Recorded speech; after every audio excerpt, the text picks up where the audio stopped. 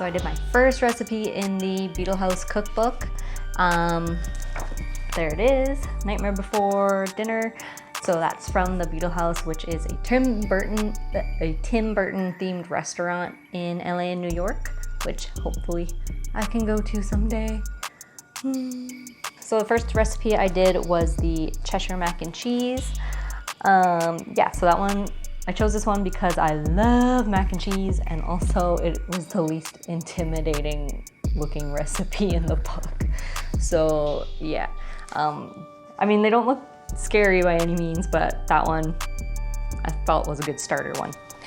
So yeah, check it out. All right, so I'm boiling some water and making the cheese sauce and the tomato topping at the same time, which I did not need to do, so I made it way harder on myself. So the cheese sauce is like heavy cream, and I'm adding 3 types of cheese slowly over a period of time. What else is in here? There's some mustard I add, and some salt and Worcestershire sauce. Okay, and then in the tomato sauce I have brewing there, that is stewed tomatoes with garlic powder, salt, and a bit of honey.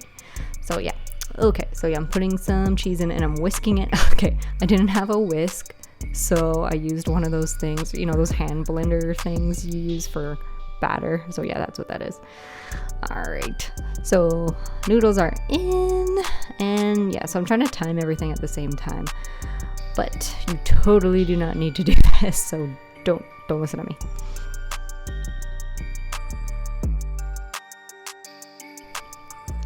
Yeah, so the 3 types of cheese I'm adding is cheddar cheese, Monterey Jack, and American cheese, which I substituted for mozzarella.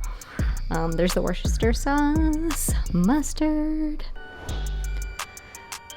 Yeah, so I substituted the mozzarella because that's just something I've never seen American cheese before, so and that was a substitute that the Google said was cool. Yeah, I'm not gonna give exact measurements of everything because like, I don't know, that's not cool to the author to kind of just read his book online, I thought. So yeah, go buy it yourself, son. Okay, so here's my boyfriend.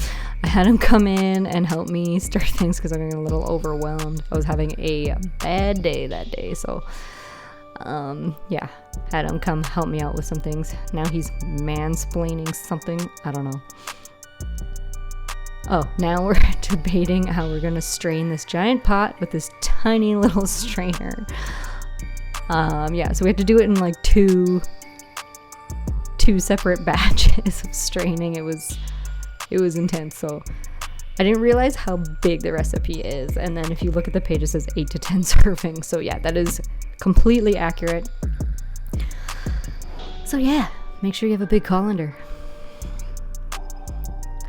Okay, so now I'm realizing it's not going to fit in my baking dish, so I was separating some of it into my makeshift whisk is getting too hot. So I put some excess noodles in a Tupperware and just had like regular mac and cheese in a Tupperware, which I brought to my dad's. And then, so I'm mixing the cheese into the noodles now, so getting it ready to bake in the baking dish.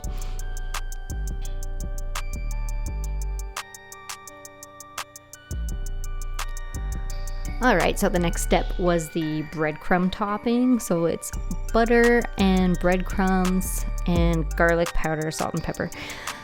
So, yeah, I like to use freshly ground pepper. And my breadcrumbs, I use like the ends of the bread in a bag, you know, those little nubby ends. I keep them and dry them out and then crush them, so I make my own breadcrumbs essentially with those little pieces of bread.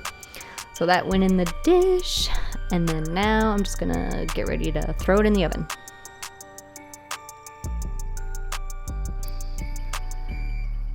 I'm just finishing off that tomato topping while I'm doing that, cleaning everything up. Do you do this? Do you put I put everything in the big dirty dish and then put all the other little utensils in there?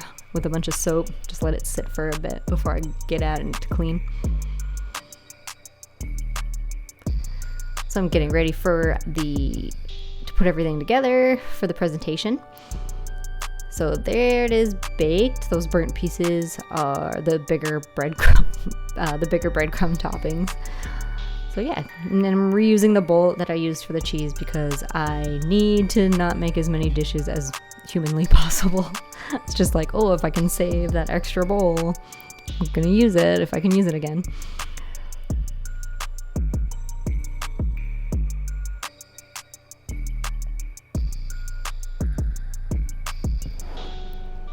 So once you've bowled them, you put the little tomato topping on top, add a bit of parsley,